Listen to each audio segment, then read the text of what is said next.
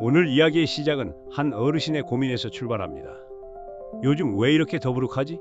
이렇게 말씀하신 분은 바로 70세 김순자 어르신입니다. 김 어르신은 요즘 들어 식사하는 게 점점 힘들어졌다고 하세요. 아침은 거의 거르시고 점심도 2숟갈 정도만 드시면 금세 배가 불러 더는 못 드십니다. 그런데 문제는 그 이후입니다. 식사를 하고 나면 속이 답답하고 배는 마치 풍선처럼 부풀어 오른 듯한 느낌이 든다고 하시죠. 너무 답답하고 불편해서 외출도 꺼리게 되었다고 합니다. 처음에는 혹시 소화가 안 되는 병이 생긴 건 아닐까 걱정이 되셨대요. 그래서 병원에 가셨는데 의사 선생님은 이렇게 말씀하셨습니다. 김 어르신 연세가 있으셔서 위장 기능이 예전 같지 않으신 겁니다. 노화에 따라 위와 장의 운동 능력이 떨어지고 소화 효소도 줄어들면서 소화에 시간이 더 걸리게 됩니다. 식습관을 조금 바꿔보시는 게 어떨까요? 김 어르신은 처음에는 잘 이해가 안 되셨다고 해요. 내가 늙어서 소화가 안 된다고? 그런데 의사 선생님의 설명을 듣고 나니 그동안 무심코 넘겼던 몸의 신호들이 하나둘 떠오르기 시작했습니다. 예전보다 속이 자주 더부룩했고 가스가 차고 변비도 자주 생겼다는 겁니다. 세계보건기구에서는 이를 건강한 노화의 자연스러운 일부라고 설명합니다. 서울 아산병원의 시니어 건강백서에서도 나이가 들면 위장의 운동성이 감소하면서 위에 음식물이 더 오래 머무르고 이로 인해 더부룩함, 식욕저하, 가스, 변비 등이 생길 수 있다고 알려주고 있죠. 결국 김 어르신은 식사량을 확 줄이는 대신 하루에 4번, 5번 조금씩 자주 드시는 방법으로 바꾸셨습니다. 또 식사 전에 미지근한 물을 한 컵 마시고 식후엔 꼭 가볍게라도 산책을 하기로 하셨어요. 처음엔 어색했지만 점점 속이 편안해지고 얼굴에도 생기가 돌아왔습니다.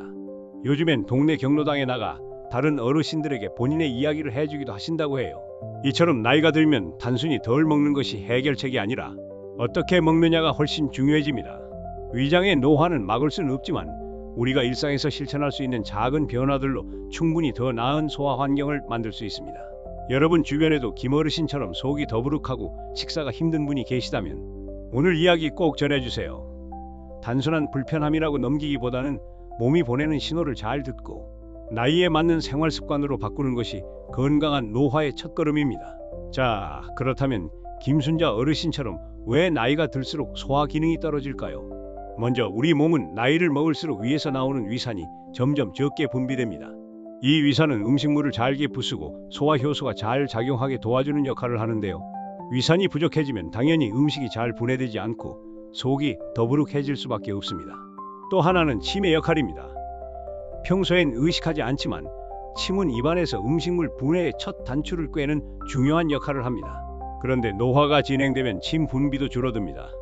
그러면 음식물이 제대로 섞이지 않고 삼키기 힘들어지고 결국 위장에 더 큰 부담을 주게 되는 거죠. 게다가 장의 운동성도 떨어지게 됩니다. 장이 활발히 움직여야 음식물이 잘 내려가고 배출도 원활하게 이루어지는데요.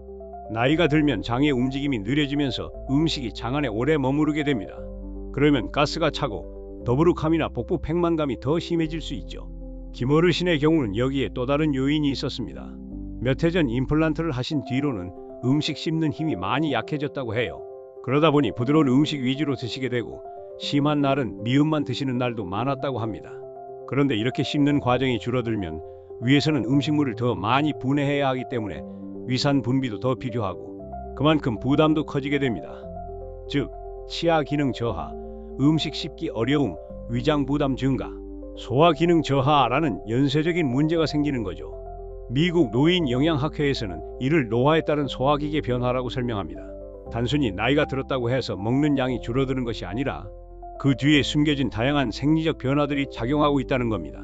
이처럼 노년층의 소화 문제는 단순히 먹는 양의 문제가 아닙니다. 위산, 침, 장의 움직임, 그리고 씹는 힘까지 몸 전체가 유기적으로 연결되어 있는 문제이기 때문에 종합적으로 접근해야 더 좋은 해결책을 찾을 수 있습니다. 자, 그럼 이런 소화 기능 저하가 실제로 우리 몸에서 어떤 신호로 나타날까요? 그냥 단순히 속이 더부룩한 느낌 정도로 넘기면 안 됩니다. 몇 가지 주의 깊게 살펴봐야 할 증상들이 있어요. 먼저 식후에 가스가 자주 차고 복부가 빵빵하게 불러오는 팽만감이 느껴진다면 소화가 원활하지 않다는 신호일 수 있습니다. 가스가 차는 이유는 음식물이 장에서 잘 분해되지 않고 오래 머물면서 발효되기 때문이에요. 특히 하루에 몇 번씩 잦은 트림이 나온다면 위장이 부담을 받고 있다는 뜻일 수 있죠. 그리고 가장 흔하지만 놓치기 쉬운 증상 중 하나가 바로 변비입니다. 김순자 어르신도 일주일에 한두 번만 배변을 하셨다고 해요. 그마저도 굉장히 힘들게 배에 힘을 주면서 해결하셨다는데요. 이렇게 배변이 원활하지 않으면 장에 가스가 더 쉽게 차고 복부가 불편해질 수 있습니다. 또 하나, 체중 변화도 중요한 신호입니다. 김 어르신은 어느 날 체중계에 올라가 보고 깜짝 놀라셨다고 해요. 2개월 만에 3kg이나 빠져 있었던 겁니다. 그런데 스스로는 내가 요즘 적게 먹었나? 하고도 인식하지 못하셨다고 합니다. 나이 들면 식욕도 줄고 먹는 양도 서서히 줄어들다 보니 체중이 빠지는 걸 놓치기 쉽죠. 하지만 이렇게 급격하게 체중이 줄었다면 반드시 위장 건강을 의심해 봐야 합니다. 이런 증상들은 단순히 나이 들어서 그렇겠지 하고 넘기기 쉽지만 사실은 몸이 보내는 중요한 시그널입니다. 우리 몸은 항상 어떤 식으로든 이상 신호를 보내고 있고 그걸 제대로 알아차리는 것이 건강을 지키는 첫 걸음이라고 말합니다. 소화가 안 되거나 불편한 증상이 자주 반복된다면 꼭 전문가의 상담을 받아보시고 본인에게 맞는 생활 습관 개선이 필요합니다. 그저 참는다고 나아지는 문제가 아니니까요. 그렇다면 이런 소화 불편감을 줄이기 위해 김순자 어르신은 어떤 식사법을 실천하기 시작했을까요? 먼저 가장 큰 변화는 하루 3끼에서 하루 4끼로 식사 횟수를 늘린 점이었습니다.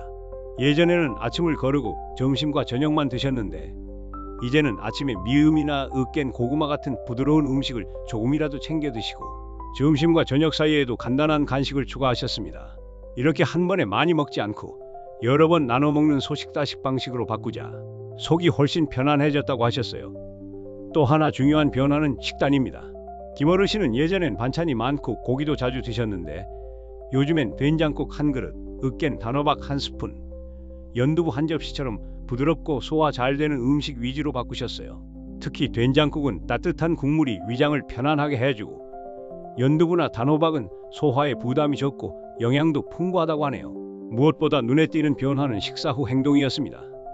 예전엔 식사 후에 바로 눕거나 TV 앞에 앉아 계셨지만 이제는 라디오를 켜두고 거실을 천천히 20분 정도 걷기 시작하셨습니다.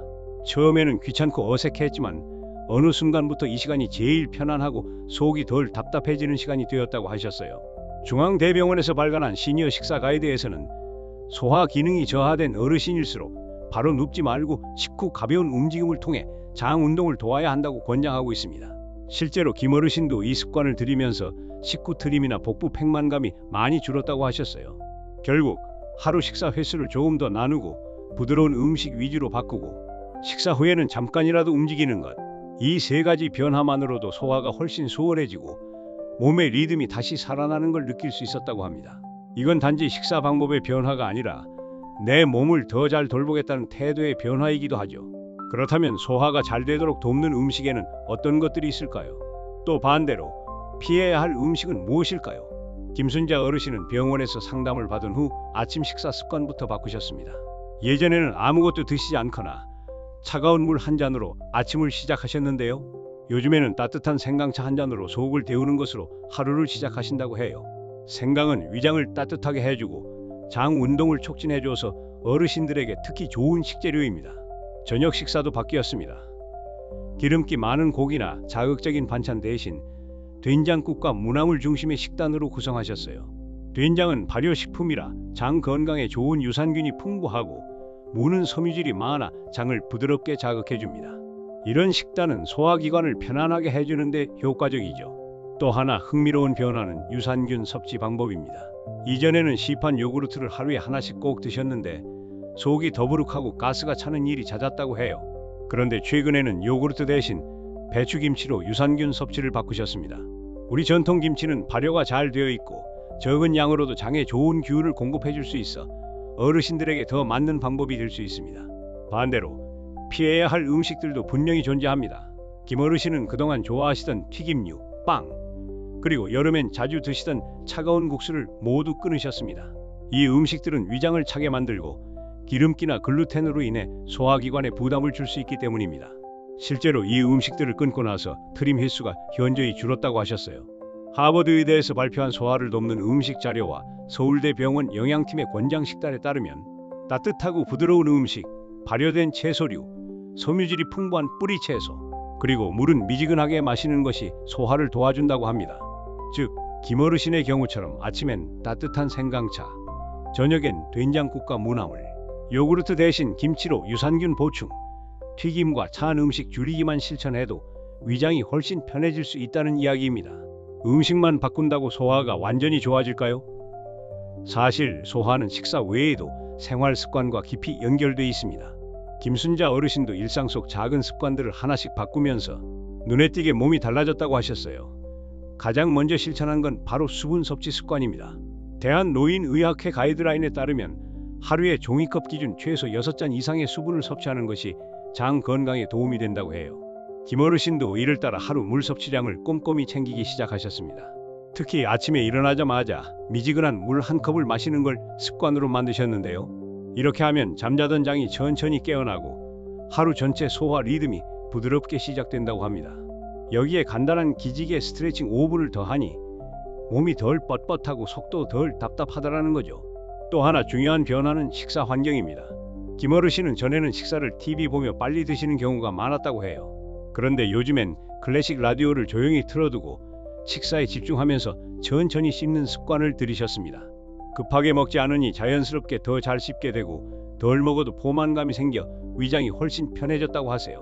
미국 소화기학 저널에서도 식사 속도와 소화 기능은 밀접한 관련이 있다고 강조합니다. 천천히 씹고 마음을 편안하게 가지는 것만으로도 위장 기능은 훨씬 좋아진다는 거죠. 즉, 김어르신처럼 아침 물 한 컵, 그리고 스트레칭, 느긋하게 집중해서 식사하기, 하루 수분 섭취량을 의식적으로 챙기기 같은 습관만 실천해도 속이 더 편해지고 배변 활동도 훨씬 원활해질 수 있습니다.